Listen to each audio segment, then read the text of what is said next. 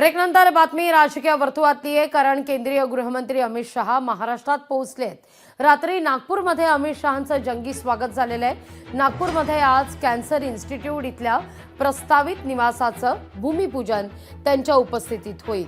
तर दुपारी नांदेडमध्ये सभेचं आयोजन सुद्धा करण्यात आलेलं आहे. या सगळ्याविषयी अधिक माहिती घेण्याकरता आपले प्रतिनिधी नागपूरहून जोडले गेले आहेत. नागपूरहून आपले प्रतिनिधी ज्ञानेश्वर आपल्या सोबत आहेत, तर नांदेडहून आपले प्रतिनिधी कमलाकर बिरादार आपल्या सोबत जोडले गेलेले आहेत. सुरुवातीला जाते ज्ञानेश्वर, तुमच्याकडे येते. नागपूरमध्ये कॅन्सर इन्स्टिट्यूट इथल्या प्रस्तावित निवासाचं अमित शहांच्या उपस्थितीत भूमिपूजन होणार आहे. याखेरीज कार्यकर्त्यांशी संवाद साधण्याची शक्यता सुद्धा वर्तवली जाते. छोटेखानी बैठका सुद्धा होत असतील असं देखील म्हटलं जात आहे. काय नागपूरमध्ये अमित शहा दाखल झाल्यानंतर सध्या परिस्थिती आहे?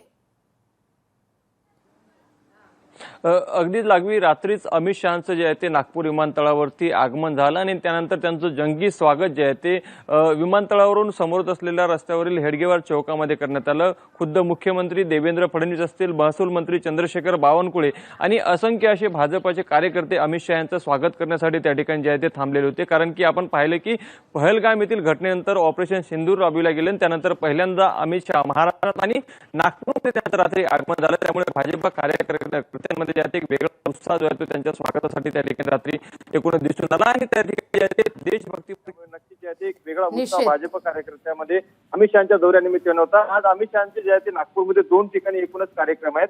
त्यामध्ये सकाळी 11 वाजता कॅन्सर इन्स्टिट्यूट येथील प्रस्तावित जे आहे ते निवासाचं भूमिपूजन त्यांच्या हस्ते पार पडणार आहे. त्यानंतर जे आहे ते कामठी येथे जे आहे ते अमित शहांचे दुसरा कार्यक्रम असणार आहे. त्या ठिकाणी जे आहे ते चिंचोली येथील नॅशनल फॉरेन्सिक सायन्स युनिव्हर्सिटीचं भूमिपूजन अमित शहा यांच्या हस्ते जे आहे ते पार पडणार आहे. त्या ठिकाणी हे दोन्ही कार्यक्रम निपटल्यानंतर अमित शहा जे आहे ते नांदेडकडे रवाना होतील.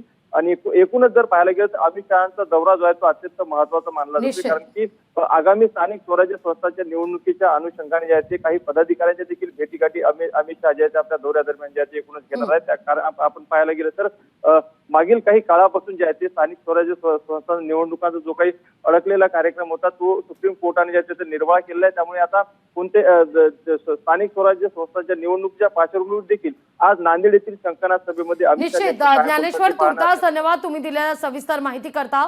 नांदेडचा अपडेट देण्याकरता आपले प्रतिनिधी आहेत कमलाकर बिरादार. कमलाकर, नांदेडमध्ये आज अमित शहा यांची सभा होणार आहे. अमित शहा महाराष्ट्र दौऱ्यावर असताना स्थानिक स्वराज्य संस्थांच्या निवडणुका पुढच्या 4 महिन्यात येऊ घातलेल्या असताना नांदेडमध्ये होत असलेली ही फार महत्वाची सभा मानली जाते. कमलाकर, बरोबर आहे लागवी. आज केंद्रीय मंत्री गृहमंत्री अमित शहा यांचं 12 ते 1च्या दरम्यान नांदेडमध्ये आगमन होणार आहे आणि त्यांच्या आगमनानंतर ते या ठिकाणी वसंतराव नाईक यांच्या पुतळ्याचं ते त्यांच्या हस्ते अनावरण आहे. ते झाल्याच्या नंतर नांदेडमध्ये त्यांची भव्य अशी जाहीर सभा होणार आहे. ऑपरेशन सिंदूर नंतर ही सर्वात मोठी सभा म्हटली जाते की जी नांदेडमध्ये होऊ घातली आणि या सभेचं शंखनाद असं नाव दिलेलं आहे. आणि लागवीजी तुम्ही म्हटल्यासारखं बरोबर आहे की येत्या काही दिवसामध्ये 4 महिन्यामध्ये स्थानिक स्वराज्य संस्थांच्या ज्या निवडणुका आहेत त्याची ही सुरुवात म्हणावी लागेल किंवा त्याचं हे रणशिंग या ठिकाणून फुंकलं जाणार असंही म्हणता येईल. आणि जेव्हा अमित शहा जे येतील त्यांच्या सोबत जे आहेत ते राज्याचे मुख्यमंत्री देवेंद्र फडणवीस असतील, पंकजा मुंडे असतील, चंद्रशेखर बावनकुळे यासह इतर मान्यवर मंडळी जे आहेत ते नांदेडमध्ये येणार आहेत.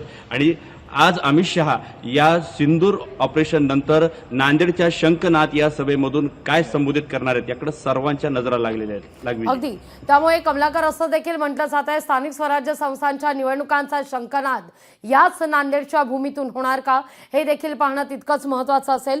तुर्तास धन्यवाद कमलाकर तुम्ही दिलेल्या सविस्तर माहिती करता. लोकशाही मराठी ऐका, पहा, जागरूक रहा.